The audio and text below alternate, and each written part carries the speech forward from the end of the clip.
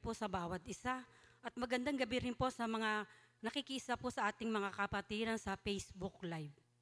Tayo po ay tumayo at sama-sama po nating basahin ang awit 98 verse 1 to 9. Si Yahweh ang hari ng buong mundo. Kumanta ng bagong awit at kay Yahweh ay ialay.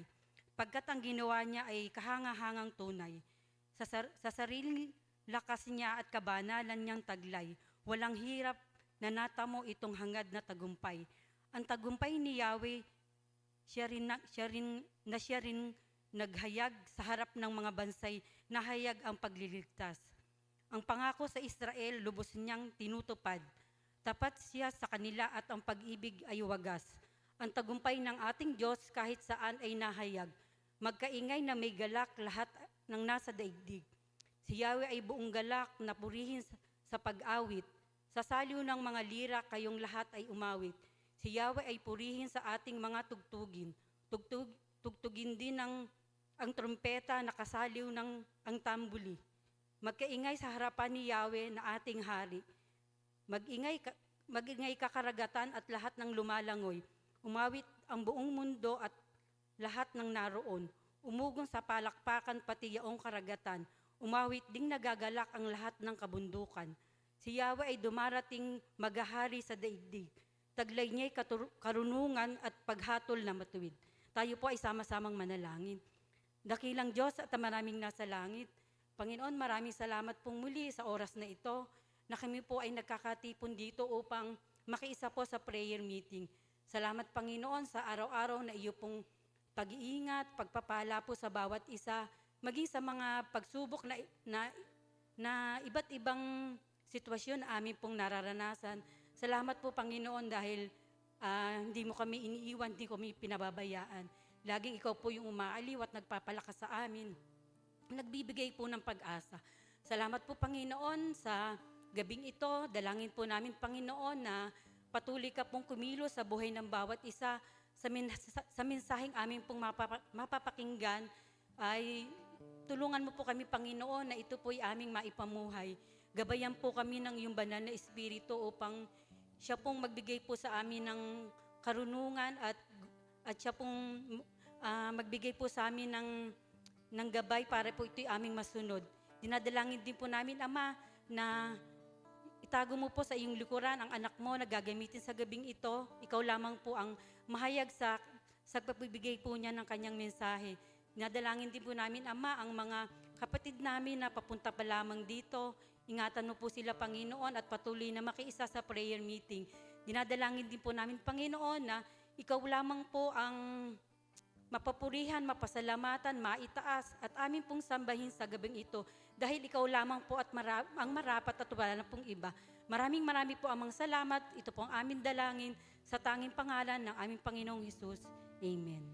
Ngayon man po ay papangunahan po tayo ni Brother Aga sa ating pong pag-aawitan.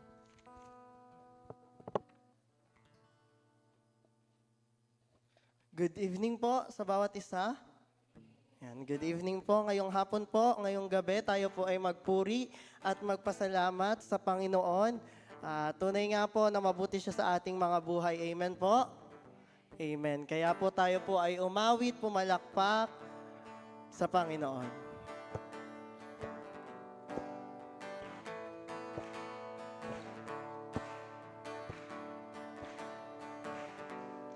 Kung aking mamasdan, ang kalawakan, hindi ko maunawaan ang iyong dahilan kung bakit ako'y pinili mo't inaalagaan. Di ko kayang isipin, hindi ko kayang sukatin ang pag-ibig mo, Jesus, na iyong binigay sa akin. Salamat, salamat. Salamat, salamat, oh Jesus, sa pag-ibig mo. Walang ibang nagmahal sa akin ng katulad mo. Salamat, salamat, O Jesus, sa pag-ibig mo. Ako'y magsasaya sa piling mo. Kung may pagsubok man, kung may pagsubok man o kagipitan, ako ay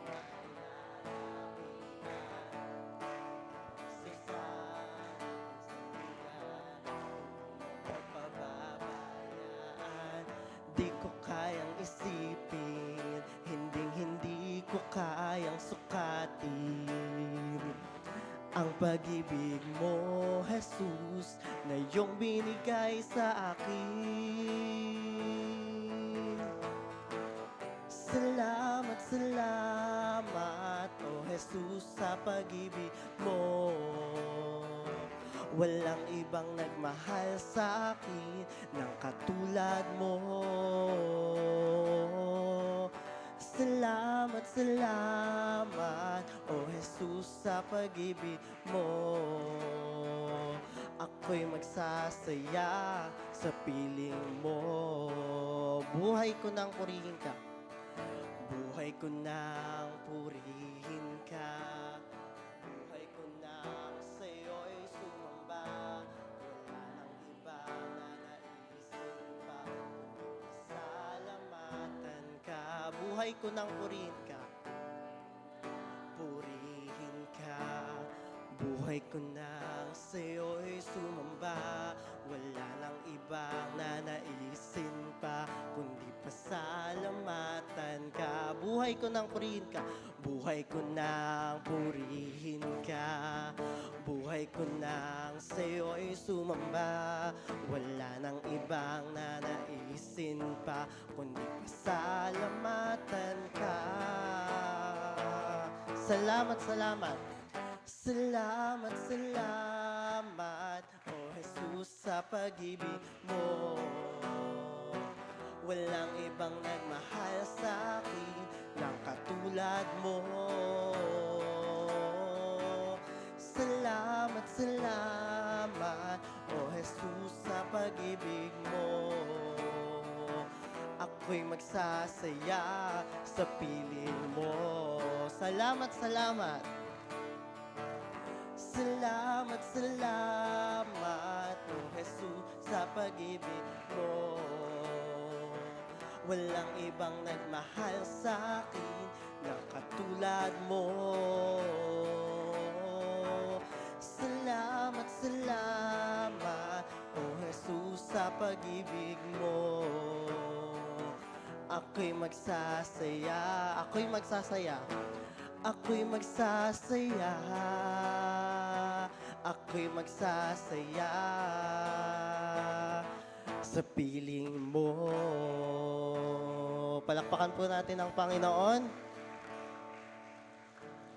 Tunay nga po na kay buti-buti ng ating Panginoon sa lahat ng oras, sa bawat araw. Kaya ngayong gabi po na ito, tayo po ay mag-focus sa pagpupuri sa ating Panginoon.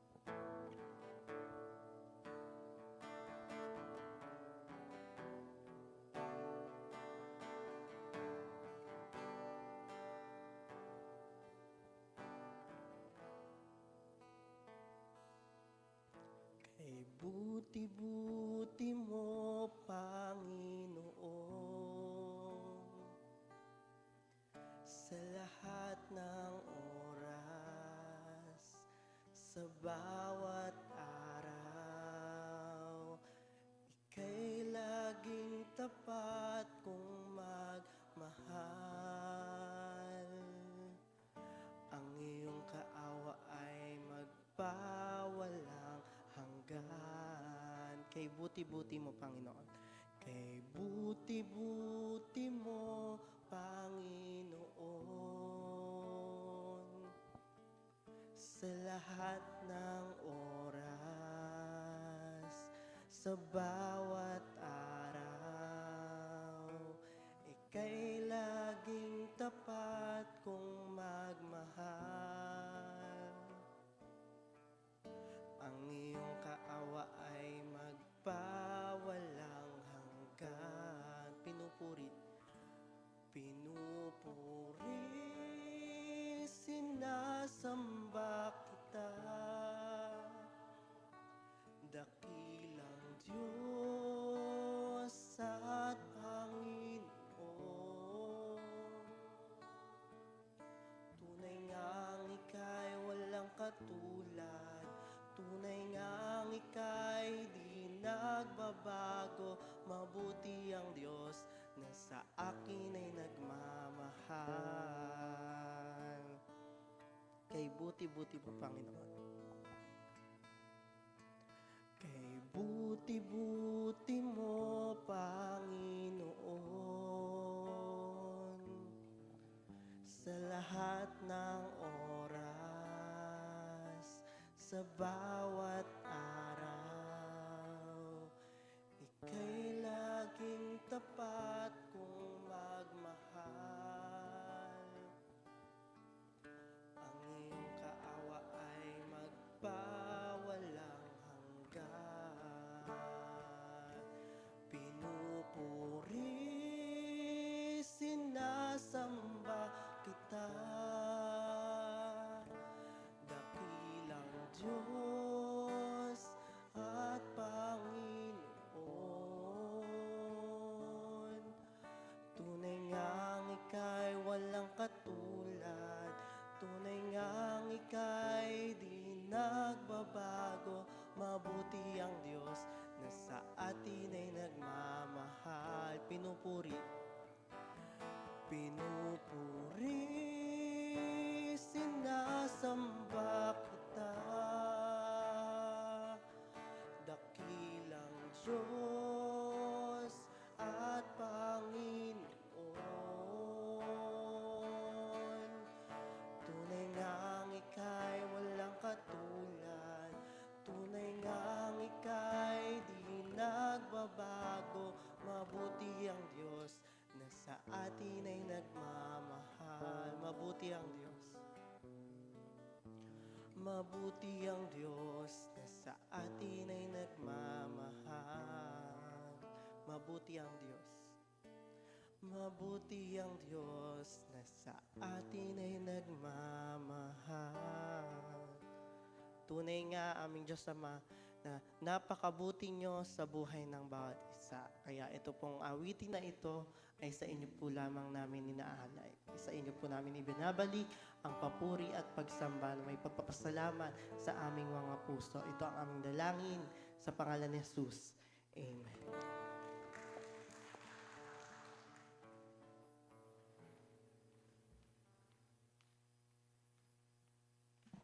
Sa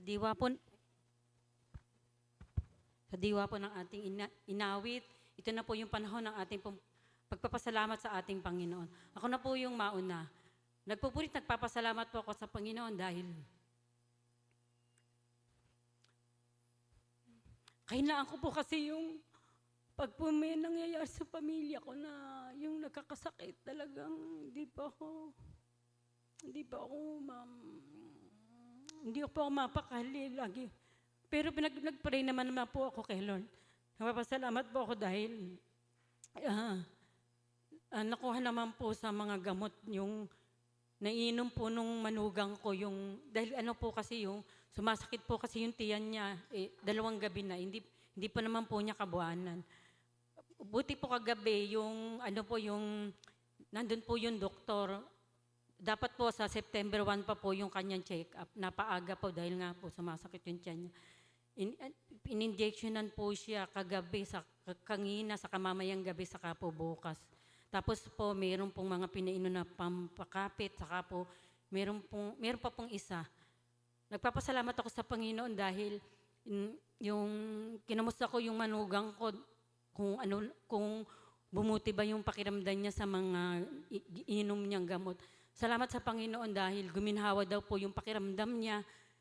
Kumpara po nung wala pa po siyang iniinom na gamot. Nagpapasalamat ako sa Panginoon dahil totoo na, pag may kailangan lang tayo kay Lord, nagpe-pray tayo ng 10 oras ng gabi. Dahil nga po yung, hindi po ako makatulog dahil inaalala ko po siya. Salamat sa Panginoon dahil sa kabila po nung nung ganong ugali ko po, mabuti po ang Diyos, hindi niya kami pinabayaan. Yung dalangin ko po ay Kanya pong pinakikinggan sa kabila po nung hindi po ako tapat sa Kanya. Salamat po sa Panginoon dahil mahirap po yung meron kang bagabag sa dibdib mo, tapos hindi ka makatulog, isip ka ng isip.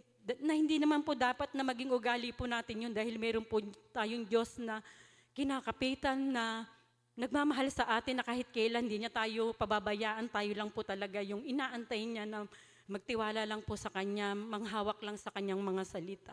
Kaya salamat sa Panginoon na pinapaalalahanan niya ako sa maraming bagay. Sa Diyos po ang papurit pasasalamat.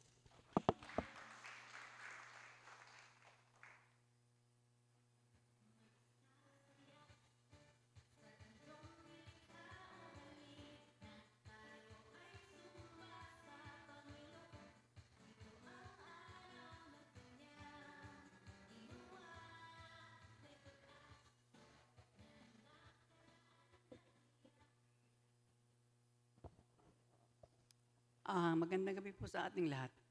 Tama nga po, Sister Ana, ang problema ay dumarating sa tao. Hindi mo alam kung kailan, basta dumarating lang siya. Kasi nung Lunes po, dumating yung problema sa amin. Hindi ko po problema, pero problema nung apo ko dun sa pamangkin. Na kapitbahay lang namin siya. Hindi siya palabate, hindi siya palalipat. Pero nung gabi na yon, lumipat siya sa bahay. Hindi ko pinapansin kasi naglilimas ako, basa pa yung aming may tubig pa sa aming kwarto. Naglilimas ako dun sa kwarto ko. Tapos sabi ko, sino pa kausap mo? Sabi ko sa asawa ko. Sabi niya, si JB. Dinigman lang sa akin. Sabi ko, buti napunta ka dito, nalipat ka. Sabi niya, umiyak na. 18 anyos po yun. Umiyak siya. Sabi niya, hindi ko na po kaya. Bakit? Ano ba nangyari? Sabi ko gano'n. Kasi po, yung silang mag-asawa, hiwalay na mag-asawa. Tapos siya, nasa tatay niya. Tapos siya, hindi ala siyang kaibigan. Nasa loob lang siya ng bahay, hindi siya pinapalabas.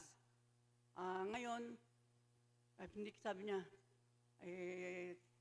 tita, hindi ko na po kaya sabi ko. Umiyak siya, sabi ko.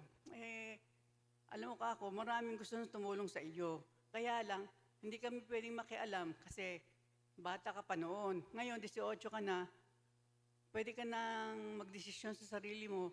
Pwede ka nang manindigan sa sarili mo. Ngayon kako, kung lumipat ka dito, buti ka ako dito mo naisipan lumipat. Hindi ka sumama sa barkada mo o sa ano.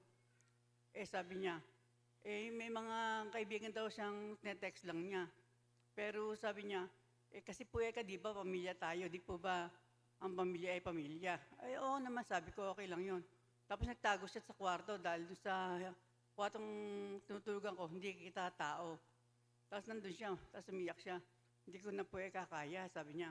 Tita yung binugbog po ako niyan binugbog daw siya ng tatay niya.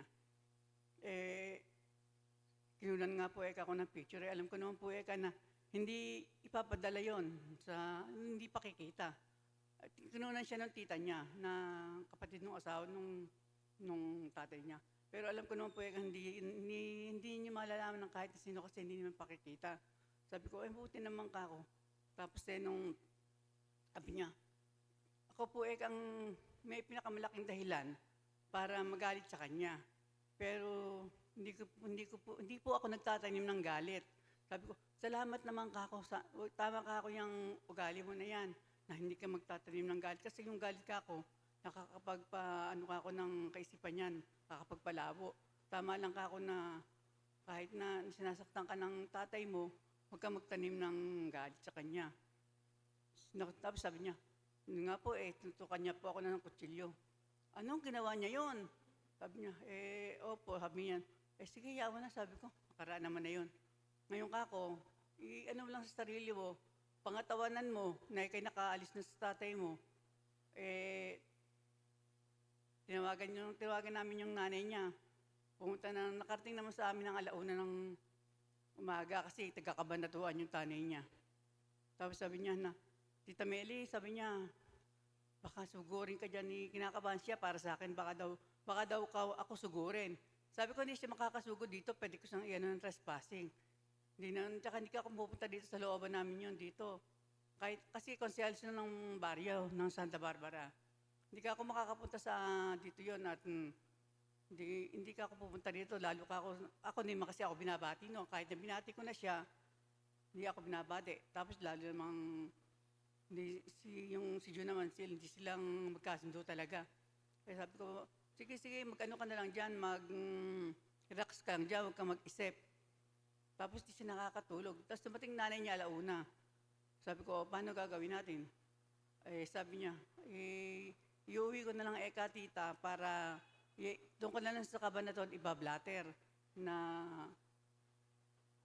sinduko. Kasi para maiwas kayo, baka mamaya guluhin kayo. Iiwas na lang natin. Sabihin ko na lang na sinduko. Sasabihin noon, sa kumuha ng pera. Sasabihin ko sa'yo. O sige ko, kung yun ang magiging pasya nyo, okay lang. Tapos nung ngayon, tumawag ako sa Cabanatuan kahapon, sabi daw, magkakagulong. Sabi ko, hayaan mo siya. Basta kakot nag-blatter kayo, sabi ng kapitan sa Cabanatuan, wala siyang magagawa kapag kahit ano gawin niya. Meron silang pinirmahan papel, may kasulitan sila. Wala siyang magagawa kahit ano gawin niya kasi nasa edad na yung bata na gustong sumama kahit na gustong sumama sa iyo. Basta, huwag ka lang makikipagkita sa kanya na ikaw lang mag-isa. Kailangan mag-ano ka sa barangay, may kasama ka. Hindi ka po pwedeng mag-usap kayo, magkita kayo, pupunta ka mag-isa. Dapat, laging may kasama. Hindi ka po pwedeng magtiwala sa katulad nung mga panalita niya. Kaya, kumbaga, yung problema ko na hindi ko naman problema, pero pinoproblema ko, natapos din dahil sabi ko sa apo ko, sige ako, mag-pray na lang natin na ang tatay mo magbago. Na sana yung kanyang isipan, paninawi ni Lord na sa kanyang tamang pag-iisip na hindi ka na niya maaanuhan, hindi ka na niya mauutusan, hindi ka na niya matatakot. Kasi yung pumbata na yon, nung una, sa Marenchi nag-aaral. Tapos, ang nagpapadala sa kanya ng pera, yung kanyang lola sa Hong Kong. Ang bumabagsak naman doon sa tatay niya. Ngayon, ang nangyayari, maraming nahinto yung sa pag-aaral yung bata kasi marami siyang utang sa Marenchi. Kaya, dahil nalulungpo sa sugal yung tatay. Kaya pati siya napapabayaan na pagka walang yung kanyang cellphone, yung kanyang laptop, nakasanla. Lahat ng gamit niya sa pag-aaral na dapat na ginagamit niya, sinasanla ng tatay niya. Kaya sabi niya, hindi ko na po talaga tita kaya. Sabi ko, sige, sumama ka na sa nanay mo. Kaya lang, pangatawanan mo na pag sumama ka sa nanay mo, talagang diyan ka na. At sa Cabanatuan kasi wala namang, may high school na malapit lang doon na libre, wala lakid lang. Kaya salamat sa Diyos sa paggabay niya sa akin sa batang iyon na kahit na hindi po siya lagi-lagi sa amin, pero naisipan niya na lumipat sa amin para sa kanyang, talagang hindi niya naman kaya ang takbo ng kanyang buhay. Salamat sa Diyos sa pagpapalinaw niya ng kaisipan sa batang iyon na sana gusto ko mang isama siya rito. Hindi ko naman siya pwede isama kasi nga yung tatay niya kontra bulate. Hindi ko nga makausap, hindi ko maano. Sana nga gusto ko para yung bata magkaroon ng kabarkada, magkaroon ng gandang kaisipan. Kasi Pagka-board yun, nasa loob ko lang ng bahay. Siya lang mag-isa. Kung kailan dumating tatay niya, saka lang sila kakain. Kung hindi dumating, magutom siya. Kaya salamat sa Diyos na ngayon nasa nanay na siya na sabi nung nanay niya, ang kumbaga nahihirapan yung bata kasi hiwalay sila mag-asawa, may mga asa-asawa na rin yung kanyang magulang. Kumbaga may mga kumbaga, may kanya-kanya ng buhay, nahihirap. Kaya yun po pala ang magiging consequences ng mga naghihiwalay na hindi iniintindi yung mga anak na katulad nga ng bata na yun na nahihirapan siya na sabi ko, buti na lang at hindi mo naisipang magpakamatay. Kasi yung mga tendency po ng gano'n na sa mga bata yung magpakamatay. Kaya salamat po sa Panginoon sa kanyang gabay na bata na yun makaisip ng mabuti. At hindi siya nagtanim ng galit sa kanyang tatay kahit na gano'n ang ginawa sa kanya. Tapos si Jun naman, sabi niya, hirap na daw siya. Sabi ko, wala naman akong magagawa sa hirap mo kasi choice mo kako yan, ikaw kako gumusto niyan. Nung nagagamot kita, tumigil ka ng pag-inom ng gamot. Tapos ngayon, anong kako magagawa ko dyan? Sabi ko gano'n. Kasi, alam mo ba ako yung mga ginagastos na pagpapagamot sa'yo?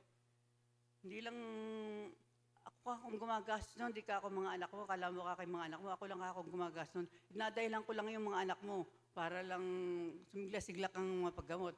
Ngayon ka ako, nilubayan mo yung gamot, ngayon sinasabi mo sa akin, nanghihina ka na, hirap ka na, wala akong magagawa. Ngayon ka kung gugustuhin mo, yung kako mga bawal na hindi dapat, yung kako mga bawal, talagang bawal na hindi kako yung magmamagaling ka pang bawal kinakain mo pa. Para lang ako nagtatap ng pera. Ako gumagastos, hindi ka ako mga anak mo. Kaya, kung gusto mo ako magpagamot, mag-isip kang mabuti. Gusto mo magpagamot, kahit gagawin ko ng paraan. Kaya lang, hanggang baka ako mamaya, nakapagpa-check na yung gamot na naman, nakabili na naman ako ng mga gamot, hindi ka na naman iinom ng gamot, sorry na lang kako talaga. Ito na kako ang last chance mo na pag-isipan mo kako mabuti ang sasabihin mo sa akin dahil pag ito kako hindi ka pa ng last chance na ito, wala na kako talaga akong magagawa. Sana nga po na mapag-isipan niya. Pwede pa ako sumasahod sa kanya ng, sige, papagamot kita. Sabi ko, mag-isip ka mabuti. Kasi kako, napakaraming chance ako nang ibinigay sa'yo, pero parang binabaliwala mo lang lahat. Kaya, wala naman akong magagawa sa'yo. Kahit na manghina ka, kahit dumaing ka na dumaing sa akin, kahit ano sabihin mo sa akin, wala na akong magagawa. Hindi ko nararamdaman yung nararamdaman mo. May sakit din ako, pero hindi ko iniintindi sakit ko kasi nilalabanan ko. Kasi gusto kong gumaling. Gusto kong makita yung mga apo ko, gusto ko mabuhay sa mundong ito. Ikaw kako, gusto mo nang mamatay, sige, magpakamatay ka na. Kaya sabi ko, hindi ko sa kanya na, bumalik ka sa Panginoon at tiyak na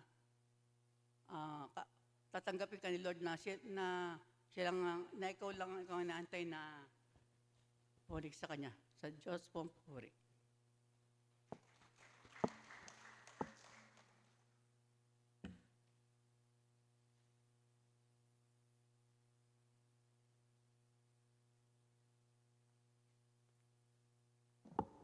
Good evening po sa ating lahat. Nais ko lang pong magpasalamat sa Panginoon kasi itong araw po na ito, ang spiritual birthday ko.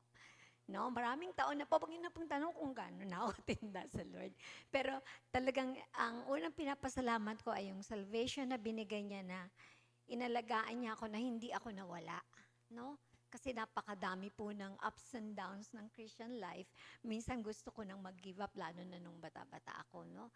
Tapos noon, isa pang pinagpapasalamat ko yung patuloy na pagbibigay niya sa akin ng hindi lang spiritual strength, pero yung physical na strength. Kasi talaga pong ako ay physically frail. Talaga pong mula bata ako, ganun na yung condition ko.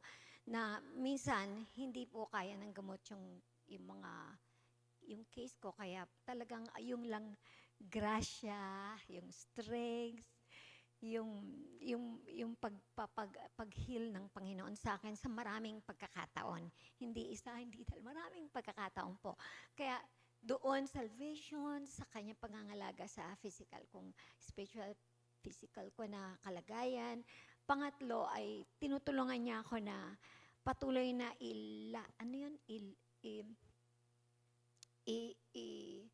i-entrust sa kanya yung aking dalawa pang kapatid na hindi pa ako sure kung talagang kakilala na nila si Lord. Kasi parang pag nakikinig mo yung sinasabi, pero hindi ako sure.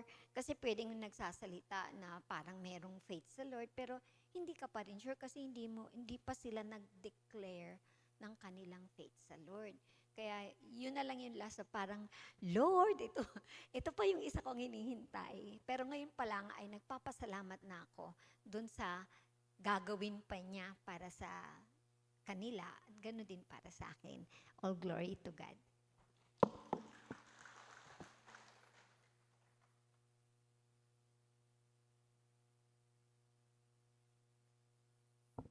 Isang mapagpalang umaga po sa ating lahat.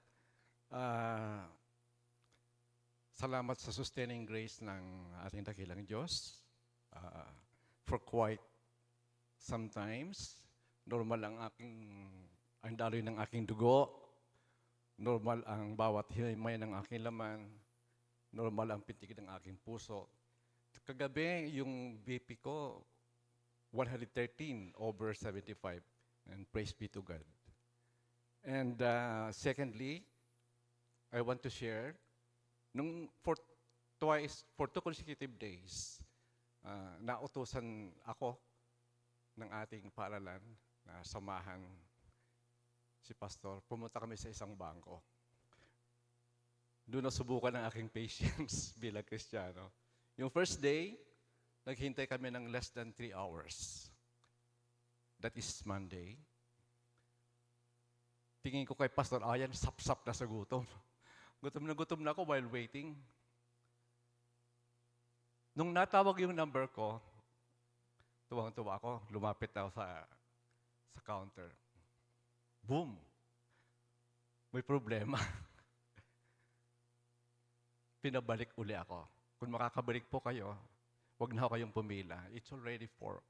Hindi ko na matandaan kung anong oras yun eh. Pero no more time para bumalik. Anyway, ako maraming salamat. So, umuwi akong luhaan. Second, nung Tuesday, mahigit 2.5 hours na naman kami naghihintay. Pero by God's grace, successful and very fruitful yung aming lakad.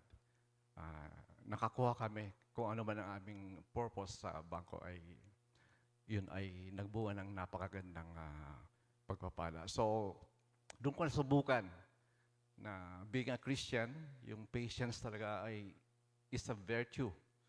Is a virtue talaga na dapat palagi nating bit-bit, palagi nating dala-dala. Kasi kung hindi, may mga nakikita kasi ako na sumisingit eh. May nakikita ko sumisingit biglang iaabot sa teller, tapos aalis na, maya-maya babalik, kukunin. Samantalang andun kami. Pumila pa ako sa senior, ha? Pumila pa ako sa senior. Ibig sabihin sa special, useless.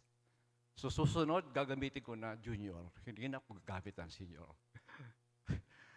Grabe talaga. Ma'am Yeng, pasensya ka na, Ma'am Yeng, naisishare ko lang, Ma'am Yeng, ha? Naisishare ko lang po. So, to God be the glory, dahil kung hindi sa Kanya, siguro, nakaka-discourage ang mga institution natin dito. Although, pag nag-deposit ka, napakabilis silang tumanggap. Pag mag-withdraw ka, that is your own money, it's so hard kung ano-ano hahanapin sa'yo. That is not my money, pero nararanasan ko. It's very, very hard. Pag may makitang konting erasure, na walang signature, patay. Disgrasyang napakalaki. So to God be the glory sa patience na patuloy niya ipinagkakalob sa bawat isa sa atin. Maraming salamat po.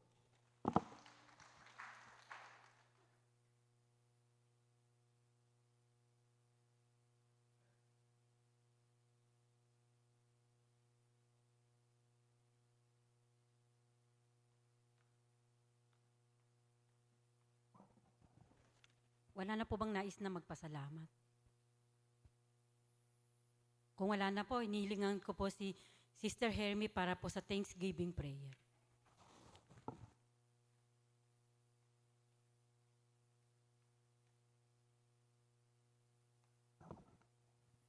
Magandang gabi din po sa lahat.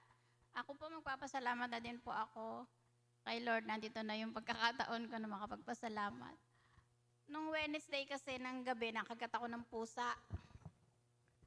So, kahit naman na vaccine na yung pusa namin, ayaw pumayag ng mga anak ko na hindi ako magpa-injection. Eh alam ko na napakamahal ng injection pagdating sa ganon. So, panayang pray ko na sana makapila ako sa munisipyo para libre. Kasi nangihinayang, although magpapadala naman yung anak kong bunso, pero nangihinayang ako. So, ang prayer ko kay Lord, itatry namin kung makakovered ng card yung anti-rabies na yon. Itatry ko muna bago ko pumunta dun sa may bayad. Kasi Monday pa kasi yung munisipyo Wednesday ako nakagat. Natatagalan yung bunso ko na matagal pa daw, dapat daw magpa-injection ako. So yan, nag-decide kami ni Pastor Daniel na pumunta kami kay Castro at inray namin yung card. Sabi nung nurse doon, meron daw pagkakataon na hindi talaga nako-covered. Pero itry ko lang daw. At nagpapasalamat ako ng malaki kay Lord kasi habang nandun ako sa business office, panay talaga ang pray ko. Sabi ko, Lord, ma-covered naman yung yung injection ko. And yun, nag-answer si Lord. Na-covered hanggang sa matapos yung meron pa akong 2 session, iko-covered ng health card ko. To God be the glory. Ngayon, iniling ko pa ang lahat na tumayo para mag-pray po tayo sa Thanksgiving. Panginoon, maraming salamat po sa iyo sa kabutihan mo sa aming lahat.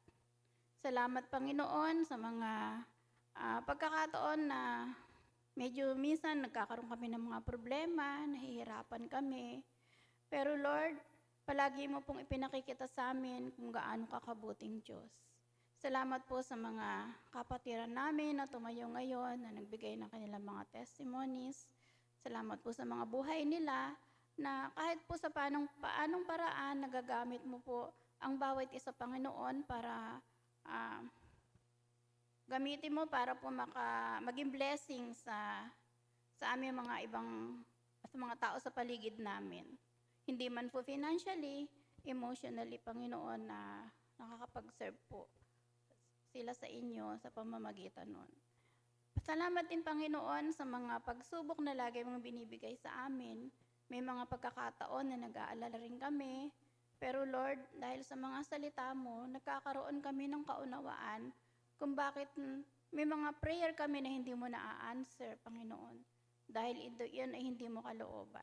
Salamat po sa lahat, Panginoon. Bibigay mo ng pagkakataon sa amin na sa gitna ng mga pagsubok. Nagagawa pa po namin magpuri at magpasalamat sa iyo. Sa gitna po ng pag-aalala, palagi pong ang presensya mo ang aming nararamdaman.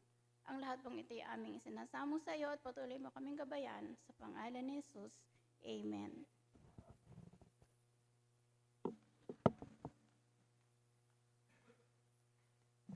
Ngayon man po ay ating pakinggan ang mensahe ng salita ng Diyos na dadalhin po sa atin ni Sister Jade Belen.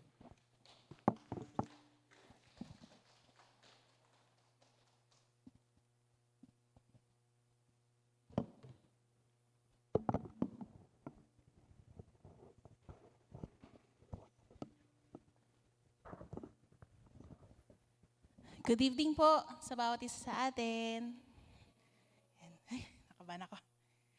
Ay.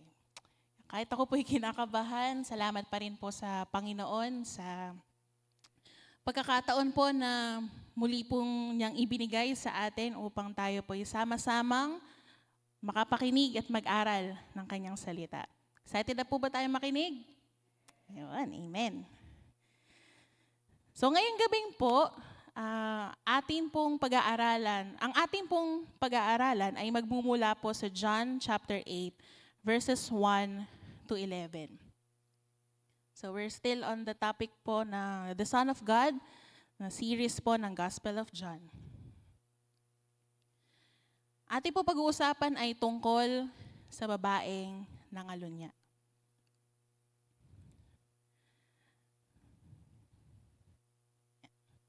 Isang araw, muling tumungo ang Panginoong Hesus sa templo upang magturo. Marami pong tao ang pumunta doon sa lugar kung saan siya nagtuturo upang makapakinig po sa kanya. At habang siya po ay nagtuturo, ang mga scribes o ang mga taong aral sa katuruan o mga pariseo ay nagdala po ng isang babaeng nahuling nangangalunya. Ginawa po ito ng mga scribes, ng mga Pharisees, upang subukin po ang Panginoong Jesus. Hanapan ng butas si Jesus at upang mapahamak po siya. Kaya, tinanong po nila si Jesus, Guru or teacher, itong babaeng ito ay nahuli po naming nangangalunya. At ayon po sa batas ni Moises, ipinag-uutos po sa atin na batuhin ang mga ganitong babae. Ano pong masasabi nyo dito?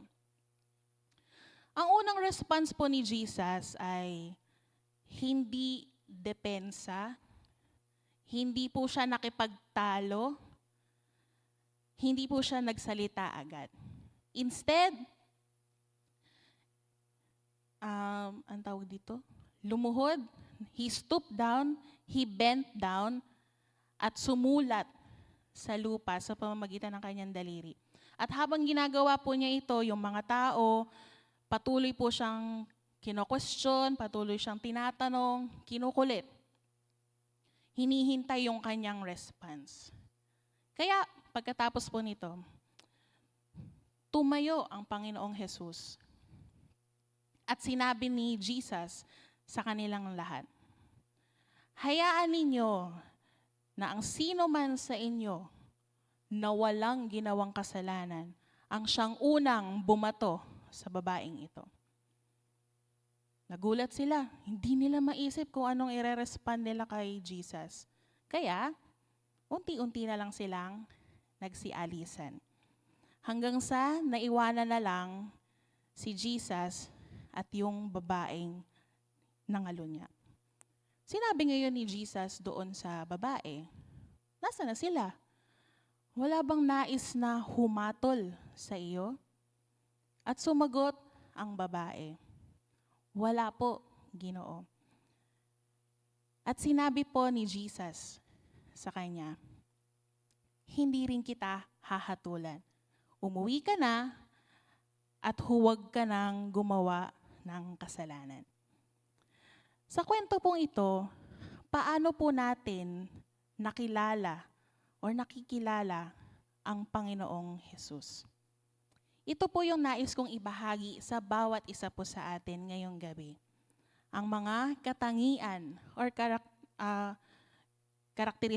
characteristics ni Jesus na nagpapakita na siya ang anak ng Diyos at kung ano ang nais ng ituro sa atin mula sa kanyang example.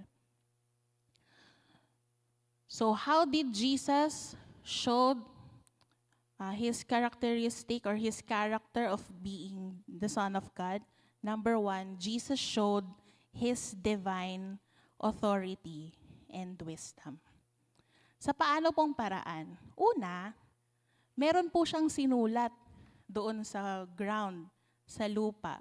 Hindi po na-mention sa Bible kung ano exactly yung sinulat niya. Pero marami pong mga scholars, marami pong mga nag-aral ng Bible na nagsasabi and they believe na yung sinulat po ni Jesus is one of the law of Moses. That's why the teachers of the law recognized it. Nakita nila, ay may alam si Jesus. Kaya wala na silang nasabi. Pangalawang way po na naipakita ni Jesus yung authority and wisdom niya ay hindi po siya nag-react kaagad. Kahit na tinatanong-tanong siya, kinukulit siya ng mga tao, hindi po siya agad nag-react. And once he did, nung siya ay nag-react na, nag-respond na, lahat po sila nawalan na ng isasagot. Nawalan na ng i-rerebat kay Jesus. Ginawa po ito ni Jesus, hindi po out of intimidation. Hindi naman niya pinopoint out or hindi niya motibo na mang-intimidate. Hindi po niya kailangang sabihin na siya ay Diyos or meron pong alam sa kautusan or sa batas para i-acknowledge ng mga tao yung credibility niya. He just dealt with the situation wisely and with authority. Tumayo lang siya. At nagsabi lang siya ng isang statement. Wala nang naging response yung mga tao. He did this, he was able to do that because he was the Son of God. And the third way that Jesus has showed his authority and wisdom is by exposing conscience dun sa mga tao. Parang umapila si Jesus Christ doon sa konsensya ng mga tao and he silenced the accusers. Napatahimik niya yung mga nangaakusa. Nung sinabi niyang sino man ang walang ginawang kasalanan ay siyang unang bumato, wala na. Unti-unti na silang nagsialisan, wala na silang naging reaction. In this way, nagdulot po ito sa mga tao to reflect on their own mistakes. Yung makita po nila yung sarili nilang kasalanan more than doon sa kasalanan ng iba. Kasi nung una po, di ba, gustong-gusto na nilang batuhin yung babae. Ready na sila. Pero nung nagtanong si Jesus, nagsalita siya ng one statement, wala na silang desire, wala na silang urge to throw a stone. Napa-reflect sila bigla sa mga nagawa nilang kasalanan. So that's how, isa lamang po ito, or iilan lamang po ito sa mga paraan na naipakita ni Jesus yung kanyang authority and wisdom bilang anak ng Diyos. The second characteristic or character of Jesus Christ is that Jesus exercised his divine forgiveness and grace. In what way? First one, Jesus is God. Siya ang anak ng Diyos. He has all the right na mang-condemn ng mga makasalanan. Pero pinili po niyang huwag gawin iyon. Pinili niyang hindi na i-condemn yung babae sa ginawa niya. Kahit siya ay banal, hindi na niya hinusgahan or hinatulan yung babae sa nagawa niya. This shows or ipinakita dito ng Panginoong Jesus na siya ang Diyos na merong ability to forgive. And secondly, Jesus being God, He offered pardon and called us for transformation. Si Jesus na Diyos or anak ng Diyos ay nag-o-offer sa atin ng kalayaan or kaligtasan at Kanya po tayong tinatawag sa pagbabago ng ating mga buhay. Sa Kanya pong pagpapatawad sa lahat po ng mga nagawa nating kasalanan, tinatawag din po niya tayong tumalikod na sa ating mga kasalanan. So ano po ito sa atin? Ano pong implication nito sa atin? How can we or how should we apply it to our lives? So si Jesus Christ po, being the Son of God, He came into this world. Hindi po para ipakita na siya ay mataas, hindi natin siya ma-reach, or hindi niya talaga sinasabing Diyos siya, kayo ganito lang. Hindi po ganon. When He came here, He showed us how we should live under His authority. Ipinakita po ni Jesus sa atin ang dapat nating malaman tungkol po sa Kanya. Ipinakita na po ni Jesus na ang pagtitiwala sa Kanya at sa Kanyang mga salita ay nagdudulot ng pagbabago sa ating mga puso. Christ showed us kung paano niya tayo pinatawad sa ating mga kasalanan, kung paano niya tayo minahal at pinakitaan ng grasya, at kung paano po niya tayo tinatawag sa katuwiran. Sa atin pong pagtatapos, sa atin pong pagkilala kay Hesukristo bilang anak ng Diyos, nawa atin pong alalahanin ang mga bagay na ito. So how can we live to these truths? Number one, live according to what Jesus did as the Son of God. Mamuhay po tayo ayon sa ginawa ni Jesus bilang anak ng Diyos. Ipamuhay at ipakita po natin ang bunga ng ating pong nakamtang kaligtasan mula kay Jesus. Gagawa tayo ng kabutihan dahil naranasan nating magawan ng kabutihan. Magiging mapagmahal tayo dahil naranasan natin kung paano mapakitaan ng pagmamahal. We become gracious. We become forgiving. Dahil naranasan po natin ito mula kay Jesus. Naranasan natin mula kay Jesus ang kasaganahan ng kanyang biyaya at kapatawaran. Kaya kung hindi pa po natin nagagawa itong mga bagay na ito, we still choose the other way, baka kailangan po nating mag-reevaluate. Baka kailangan po nating mas unawain pa ng husto at kilalanin kung sino ang anak ng Diyos. The second way is to live according to the grace we have received from Christ. Yung grace po na paulit-ulit nating naririnig, yung biyaya, hindi lamang po ito yung blessing, hindi lamang po ito yung natatanggap natin araw-araw. Ito po yung grace or yung greatest blessing na ibinigay sa atin ng Diyos Ama sa pamamagitan ni Hesukristo na kahit hindi natin deserve. Ito pong natanggap natin na biyaya na ito mula kay Jesus ay hindi po access to keep on sinning. Hindi po ito yung paraan para patuloy pa tayong gumawa ng kasalanan. Hindi naman po sinabi ni Jesus doon sa babae na, okay na yan, okay lang, sige na. Hindi naman po ganon. Sinabi po ni Jesus doon sa babae, neither do I condemn you. Go home and sin no more. God's grace through our Lord Jesus Christ, through the Son of God, is a calling for us to change. It is a calling for us to realize that through His grace, we can and we are being transformed. We are being changed.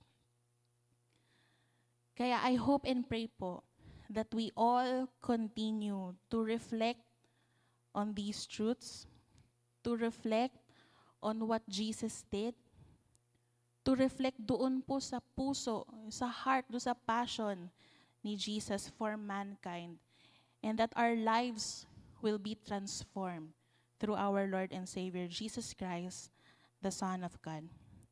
Again, reflect and be transformed through the Son of God. Magandang gabi po.